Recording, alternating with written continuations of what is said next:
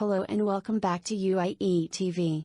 Please like and subscribe to channel to get further videos directly in your inbox. Yeah, sure, no problem. Right in, push it in. Away. Josh, I've got the TA clamps released. Copy, Bob. So we can demate the adapter plate connector P4. Affirmative. Here we go. You can see the cannon arm 2 is now moving into its next position, carrying that external pallet. Crusaders all the way swished back. Copy, Chris. Thanks. Well, it looks good. Just a reminder to make sure the gap spanner stays inboard.